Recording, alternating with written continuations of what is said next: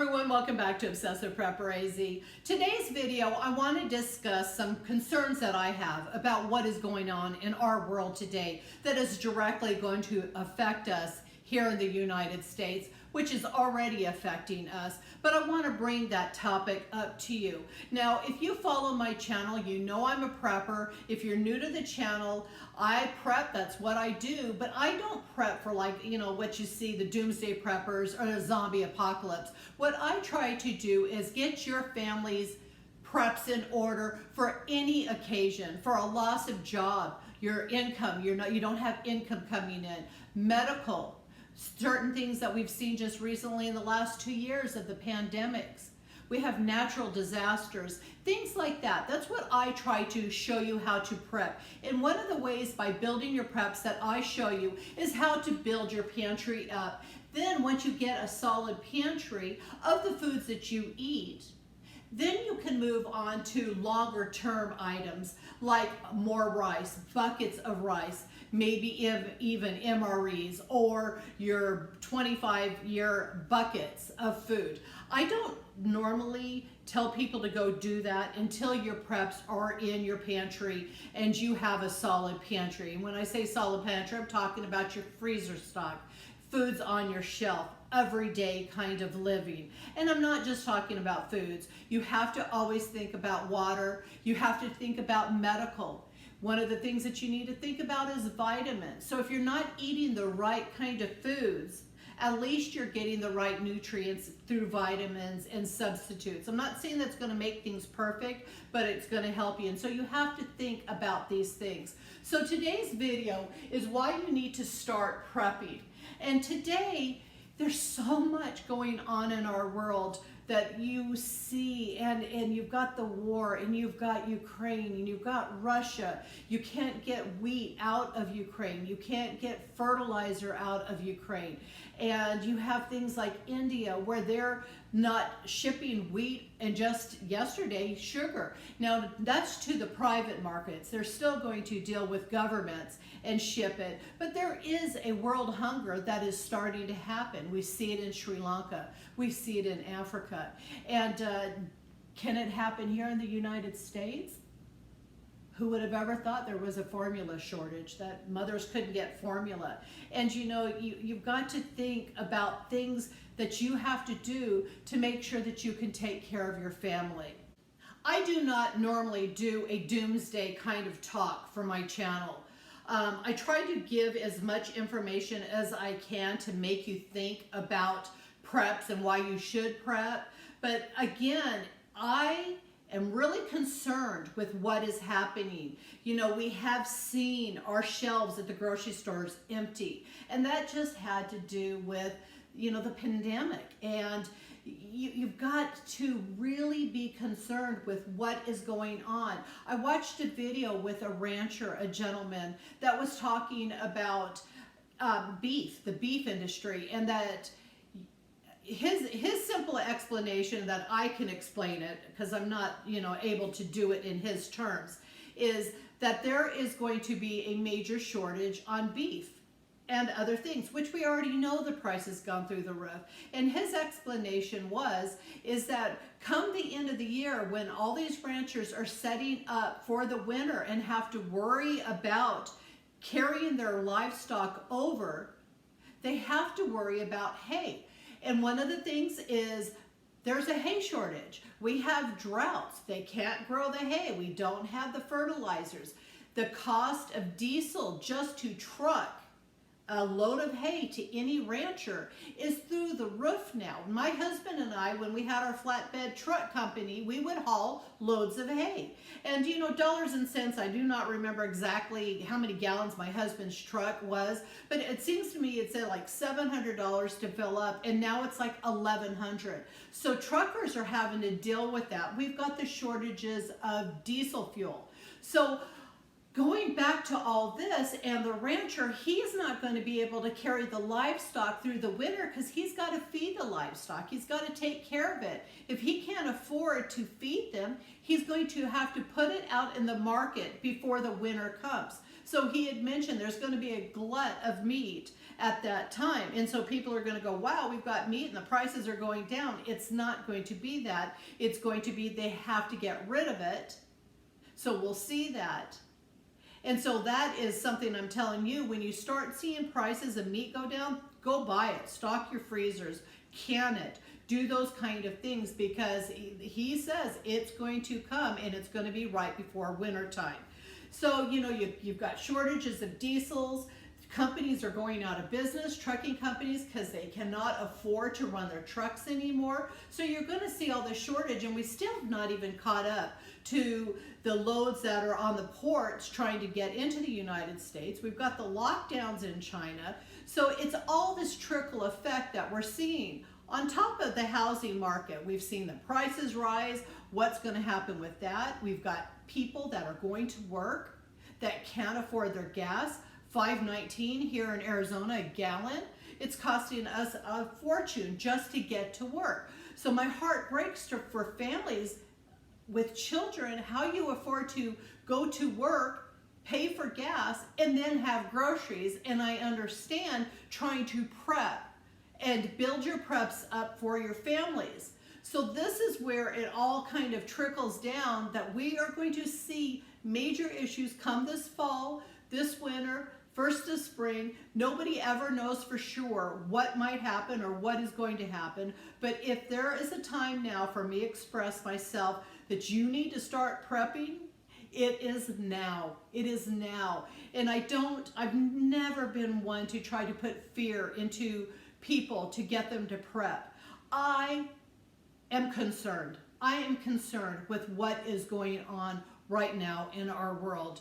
And so I am even building my preps up. And I've got certain things that I get, but anymore, because of the prices, I follow the sales. So I've got a few things here back behind me I want to discuss, what I've got, where my brain is at on it. And I've got my canner out here. I went and purchased 2 more cases of jars. Anybody that pressure cans, you know that jars have been in short supply the last 2 years. You know the prices are up. Just to replace your lids, those are ridiculous in cost. And so, you know, when I come across them, I got these for $11. I went ahead and picked up 2 cases of wide mouth, and I've got my dishwasher loaded with my other jars. I'll get the camera swung around. I'll show you what I've got going on. So what I have here is a bunch of meat that I just purchased. And what I've been doing the last few months is loading my freezer up. I use my food saver bags. I remove the oxygen, seal them, and I've got my freezer, both freezers, really full with meat. But you've always got to also think about other issues. Could the power go out? If the power goes out, what are you going to do with all that meat? So I always tell people you need to learn how to can, get a pressure canner. These Presto pressure canners, you know, anywhere from about $90 to about $120, depending on the store you get. Get some mason jars, and I know there's shortages on them, but this always goes back to you prep before there's an issue.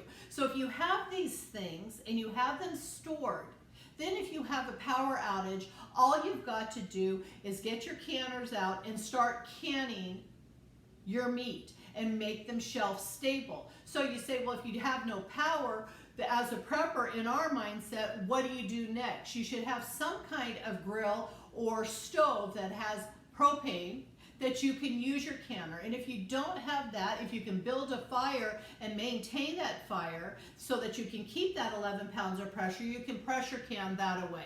So I always try to tell you as a prepper to think of alternatives that you can do. If the lights go out, what are you gonna do? If the lights go out, do you have a generator? Well, if the generator doesn't have fuel, what are you gonna do? Do you have propane? If you store a lantern, do you have 16.4 ounce lantern fuel sitting around? Cases of it, because you're going to need it, because one of those 16.4 ounces will last you only one night. Do you have candles? You have to think about, back in the day, houses burnt down because of candles and lanterns with oil. So you have to think about other alternatives. One of the biggest things, and I'll do a video, and I've got something back here, I talk about solar, using solar lights inside of your house. Not talking about solar panels on your house, because not everybody can afford it, but solar lights that are garden lights that you can bring in your house to light up. And we here in Arizona, you're thinking about summertime coming up, monsoons knock our electrical grid down. Then you build you start a candle for light. It's already 115 degrees in the house. It's hot. So that's where a solar light will come into play. So when I'm talking about certain things, I'm always talking about once you get your freezer taken care of, think about maybe learning how to can and store your food on the shelves. And maybe you don't have the money for freezers, so you can afford a canner, you can afford some jars, and then you can store your meats and your foods like that on your shelf stable. So I'm going to come on in here and show you two things that I've got here. Can you tell which one's older? Now it looks kind of funky, I know, but when you have a tin can, you can't see through that can. And so this is one of those things that the same thing that's in a can. There's no moisture. I didn't add any moisture. All it is the meat and some seasonings. Okay, this chicken I did, what is that? May of 2017. This chicken, March of 22. I am still using my 25 years later. It is still good. It is still sealed. So it's my kitchen. I've never had an issue. People will say, oh gosh, you gotta get rid of it. This is still as good. Maybe the nutrients might not be as much as a fresher batch, but it is still edible. And I have to tell you, the other night, I made my husband these green chili burritos that I did in the air fryer. I took the chicken, I drained it, I put some cheese, a bunch of green chilies, onions and seasonings. I put them in some Ole burrito tortillas. You can get the regular ones. That's what I get because it's a lower carbohydrates, the Ole brand. And I air fried them. So I didn't even put any oil. I just put them in my air fryer, rolled up in a burrito, and it makes an easy meal. So that is what I've got going back here. I'm going to go ahead tonight. Like I had said, I've got my dishwasher loaded up with my jars cleaned and heated up. I do it on a high heat setting of drying. And then I've got my extra jars. I'll get those in my dishwasher, get those cleaned, and I'm going to pressure can my meat. Now, talking again about chasing sales. This package that I got at Sam's Club yesterday, $2.98 a pound. Prices, and if you can find chicken right now in certain stores, you're lucky. But $2.98 a pound, that is ridiculous. And it's getting to the point where it just keeps going up. I have to say, I went to Winco today, $1.98 a pound for the Foster Farms chicken. So I went ahead and picked up 2 packages of the Foster Farms. And that is what I'm going to do with my chicken breast. I love Winco. I got some hot Italian sausage. $2.98. We're seeing packages of like the Johnsonville and sausages in the upwards of $5. I got some chicken thighs at Winco, $1.49. So if you have a Winco around you, need to go to it. It is better on prices on meats by far than a lot of places. I went ahead and got a pork loin. This one here is $15.40. It's $1.98 a pound. 7.78 pounds. What I will do is I'll clean the fat up off of it. I will cube it. I will put it in the jars. I will put the seasonings I want. It's what you want. It's your kitchen. It could be barbecue seasonings. It could be just salt and pepper. It's whatever your choice is. Garlic. Do what you want. If you put too much of certain things in, you're limiting yourself to what you can cook with it. So what I tend to do, well, this one, I know what I'm going to do. I'm going to do salt and pepper and barbecue seasonings, because then just like this chicken, you can open it up, put it in a pan, heat it up, put some barbecue sauce on it, and have barbecue pork sandwiches. So that is what I'm going to do with this pork loin. Again, talking about shopping sales. Cheese. You shouldn't pay more than $1.67 a package of cheese. Kroger's right now, you can buy 5, $1.47. That's what I did. I will put my cheese in the freezer, and when I need it, I will pull it out. Butter is another thing that is through the roof. We're looking at $12.50, $13 for 4 pounds of butter at Sam's Club. The prices just keep fluctuating all the time. So when I see sales like 97 cents at Safeway, you can only get 2. I'm down to Safeway, I'm getting that butter and I'm putting it in out my freezer. You could choose to do something like ghee and can your own, let's see if I can get it here, can your own butter. This is ghee. What they've done is all it is melted butter, and they've removed the fat cap off the top of it. And so ghee doesn't it has a high tolerance for heat. And so you could do this on your own. It's not something that I've ever done. I get a lot of people ask me if I can my own butter. I just don't do that. I have plenty of freezer space, and so I will buy pounds and pounds of butter. It's out of my freezer, and I rotate it all the time. Let's see what else I went and purchased today. So I went ahead and purchased 2 more 25-pound bags of sugar.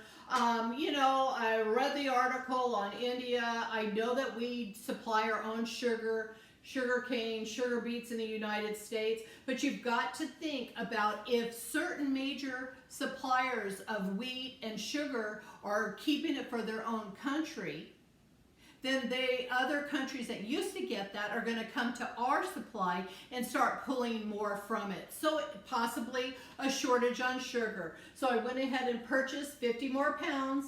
If you follow me, you know I've got a ton of sugar stored. You never want to remove the oxygen out of it because you'll have a gigantic sugar cube, but I will put it in a Mylar bag without any oxygen absorbers. And I don't know if you saw my last video, I purchased these Fresh Assured Mylar bags, 100 to a box, $49.95, 1 gallon, and it comes with the oxygen absorbers. And the oxygen absorbers are 100 to a bag, 10 bags, 10 per bag, which is really cool. You do not have to open up an entire bag. You're only opening up 10. And I did a video, I'll leave the link right here for you, that my son and I did a bunch of rice. And I'm really happy. And I get people that ask me all the time, what bags do I use? These are 5 mils each side. They are solid, they seal excellent, and I'm going to leave it there. If you're interested, I'll leave it down, the link down below. Like I said, over the years, I've used the LDS Cannery for Mylar bags. They are kind of hit or miss right now, and so I found Fresh Assured. I'm super happy with them, so I'm going to go ahead and put my sugar in my Mylar bags and store it that away.